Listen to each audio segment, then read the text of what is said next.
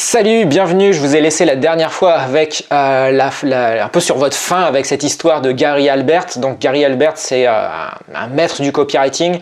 Il est cité énormément par les marketeurs comme la référence en fait, parce qu'il a vraiment poussé le truc du copywriting très très loin. Il a écrit un livre que je vous recommande qui s'appelle Boron Letter, dans lequel en fait il envoie, c'est simplement des lettres qu'il envoie à son fils. Donc chaque chapitre c'est une lettre qu'il a envoyée à son fils quand il était dans une prison, la prison qui s'appelle Boron. Et il a une vie incroyable, donc c'est ce qu'on va voir aujourd'hui. Je vous ai un peu laissé sur votre faim la dernière fois avec ma vidéo, un peu en suspens, genre un cliffhanger quoi, où en fait on avait notre Gary qui était là, qui cherchait en fait à sortir de sa vie de misère parce que voilà, il vivait dans une zone et il allait dans des bibliothèques, il cherchait des informations sur une vie qui pourrait être meilleure et donc il s'intéressait à la vente. Et donc ce qu'il faisait en fait, c'est que il s'installait dans une routine à l'époque avec sa femme qui consistait en fait de proposer des idées de produits, donc des livres, des rapports, des choses dans le genre. Puis en suivant toutes les règles qu'il avait appris en fait dans ses bouquins, il les suivait à la lettre en fait. Il appliquait à la lettre tout ce qu'on lui disait dans ses bouquins et du coup il envoyait ses lettres et parfois pour faire ses tests, donc c'était des tests qu'il envoyait. Il envoyait des tests pour voir si ça marchait, si derrière il y avait de la réponse. Et pour faire ça en fait il empruntait, il mendiait de l'argent, il empruntait de l'argent, il allait jusqu'à voler de l'argent pour pouvoir imprimer ses enveloppes, ses lettres, ses brochures, pour pouvoir justement mettre des timbres dessus. Et avec sa femme, en fait, il fabriquait, il façonnait ces lettres-là, il les tamponnait lui-même, il les scellait lui-même et il les mettait dans un courrier. Ensuite, bien sûr, il attendait l'argent que soit livré. En fait, il envoyait des courriers en disant « J'ai un rapport génial à te fournir, il faut payer tant. Envoie-moi de l'argent, en échange, je te renvoie le courrier. » C'est un peu l'ancêtre de ce qu'on a aujourd'hui avec les e-books. Le truc, c'est que pas beaucoup d'argent est arrivé, c'est jamais arrivé, ou en tout cas pas beaucoup, ce qu'il dit dans ses lettres, qui raconte de cette époque-là. Et du coup, il recommençait vraiment, il était obstiné parce qu'il savait que c'était ça en fait qu'il voulait faire. C'était ça sa vie en fait, ce côté un peu romantique dans le public postage, le fait de draguer le client, le fait de un peu séduire et en même temps vendre et tout ça, c'était ce qui le passionnait. Donc il conceptualisait en fait d'autres produits, il le revendait, vraiment il s'acharnait sur ce truc-là et il était tellement obsédé à l'époque que si ces tests nécessitaient en fait de dépenser l'argent que le service public lui envoyait, il allait le faire en fait. Vraiment, et c'était dur en fait avec sa femme parce que sa femme et lui en fait ils étaient anxieux en fait de recevoir l'argent que ces lettres étaient censées lui reverser en retour quoi. Et donc pendant longtemps en fait la maison était coupée d'électricité, la maison était coupée d'eau parce qu'en fait ils n'arrivaient pas à payer leurs factures d'électricité. Et il disait que c'était très très dur pour Nancy, donc Nancy c'est sa femme de l'époque, de faire ça. Et il se dit en fait après coup c'était sûr que finalement ils allaient divorcer. Donc ça c'est une histoire que je te tease plus tard, l'histoire de leur divorce est aussi assez incroyable. Donc vraiment faut vraiment assister à cette histoire. J'espère que tu seras encore là dans ces vidéos pour que je te raconte ça. Mais voilà, à cette époque là il est avec sa femme et voilà il vit dans cette maison un peu lugubre parce que voilà tout part en couille, il n'y a pas d'autre mot. Et il essaye de raisonner sa femme en fait, sa femme elle pense que l'électricité et l'eau est plus importante que d'envoyer des courriers de test, ce qui l'est évidemment si on réfléchit de manière raisonnable, mais lui n'était pas quelqu'un de très raisonnable, pour le coup c'était quelqu'un de très passionné, donc lui son idée c'était vraiment d'envoyer ses courriers de marketing direct pour avoir de l'argent en retour en fait. Donc il vendait des concepts, des idées à des gens.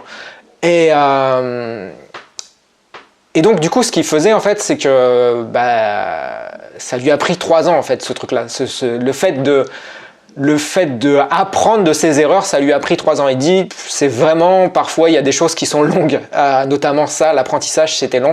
Ce qui est assez marrant parce que là je viens de fêter mes 1000 jours de mon entreprise en ligne, donc ça fait quasiment 3 ans. Et je me dis finalement je ressens un peu ce que Gary Albert a ressenti aussi avec tous ses échecs. Parce que je suis passé par nombre d'échecs assez incroyables, je te raconterai un autre jour, mais ça passe par là en fait. Lorsque tu crées une entreprise, tu passes par beaucoup d'échecs. C'est pas le cas pour tout le monde, bien sûr. Il y a des gens qui ont des succès immédiats, mais il y a des gens qui ont des longues attentes comme ça, avec beaucoup d'échecs. Et c'était le cas pour Gary Albert. Donc voilà, 3 ans, c'était long pour lui. Du coup, il s'est mis à réfléchir, il s'est mis assis comme ça. Il se dit, ok, là, c'est la merde. Ça fait 3 ans qu'on essaye, c'est dur. Il n'y a rien qui se passe, j'arrive même plus à payer mon électricité, j'arrive même plus à payer mon eau, comment on va faire pour manger, comment on va faire pour vivre. Il a dit, ok, qu'est-ce que je ferais si la prochaine enveloppe que j'envoie, c'était un truc où les gens, juste, ce serait un fou, ce serait des gens fous en fait, qui n'enverraient pas de l'argent. Dans le sens où, qu'est-ce que je ferais si là, tout de suite, j'avais le choix entre être décapité ou gagner de l'argent avec ces enveloppes-là, en fait, avec ces lettres que j'envoie. Il s'est mis un peu dans ce cas-là où t'es, soit je meurs, soit je réussis, quoi. Tu vois, t'as pas le choix. Soit il décède, soit il réussit. Donc il s'est dit, qu'est-ce que je pourrais faire qui serait un truc où, voilà, j'ai une réussite ou j'ai rien, quoi. J'ai une réussite ou je meurs. Donc du coup, il s'est mis un matin, il se mettait du coup à lire tous les trucs et il lisait son journal du jour et il tombe sur un article d'une façon assez incroyable, assez bizarre finalement de faire de l'argent supplémentaire. Et cet article en fait c'est écrit par une vieille dame qui racontait son histoire. Elle avait trouvé un moyen en fait judicieux de compléter son revenu de la sécurité sociale. Et du coup, elle raconte ça dans cet article-là. Elle disait, voilà, moi je partage mon temps libre de manière égale entre des visites à la bibliothèque et mon atelier. Et pour compléter ses revenus, en fait, ce qu'elle faisait, elle réalisait des peintures personnalisées d'emblèmes de famille. Alors un emblème de famille, qu'est-ce que c'est ?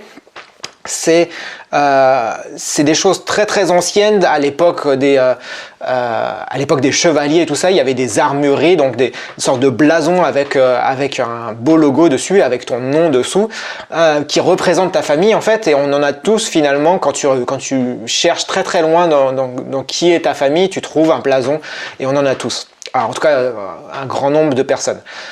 Ça dépend où tu vis, mais en tout cas un grand nombre de personnes. Lors des visites de sa bibliothèque, en fait, elle trouvait un nom de famille avec un blason associé, puis elle le dessinait une copie à l'encre en fait sur une belle feuille, et puis elle consultait l'annuaire téléphonique. Et donc, elle dressait en fait la liste de toutes les personnes qui portaient le même nom et elle envoyait une carte postale en fait qui représentait ce dessin-là, qui était fait à l'encre, avec une invitation à acheter la peinture sur grand format, en fait, sur un beau cadre, en fait, vraiment un truc à accrocher chez toi sur ton mur. Donc en fait, ce qu'elle faisait, c'est qu'elle envoyait cette petite lettre avec une miniature finalement de ce blason-là en disant est-ce que tu veux ça ? Et les personnes, si elles étaient intéressées, disaient ah bah ouais, moi je veux l'acheter, c'est combien ? Enfin voilà, il y avait tout le document à l'intérieur de l'enveloppe pour payer quoi. C'était pas une relation où elle passait pas un coup de fil quoi. Donc la personne qui était intéressée par ce blason-là envoyait de l'argent et en retour elle avait un beau cadre. Et donc du coup il s'est dit ok, je vais exploiter cette ressource de revenus. Je vais exploiter la ressource de revenus de cette vieille petite dame. C'est ma dernière chance en fait. C'est soit ça ou soit je meurs. Donc j'ai plus d'idée là. Ça y est, je suis au bout du rouleau. Je vais essayer ce truc-là. Peut-être que ça va marcher. En tout cas, si ça marche pour elle, dans tous les cas, ça va marcher pour moi. Donc voilà, il décide de créer une société qui lui rapporte l'équivalent de $300,000 par jour. $300,000 par jour. Et je t'expliquerai la suite dans une prochaine vidéo. Donc si tout ça t'intéresse, j'ai créé un programme qui s'appelle Les Persuadeurs, il y a un lien en description. C'est un programme dans lequel je t'envoie tous les mois des informations essentielles pour ton entreprise, pour persuader, pour arrêter de lutter en fait, pour convaincre tes clients, qui sont basés sur des choses ancestraux en fait, des maîtres de copywriters, qui justement ont développé des principes et des méthodes. Donc tout ça, c'est quelque chose que je t'envoie. Le mieux, c'est que tu consultes la page en dessous parce que tu as beaucoup plus d'informations que ce que je peux te dire là. Nous, on se retrouve dans une prochaine vidéo avec la suite de l'histoire. C'est justement, on va savoir comment il fait pour gagner 300 000 € par jour. À la prochaine dans la suite de l'histoire. Salut.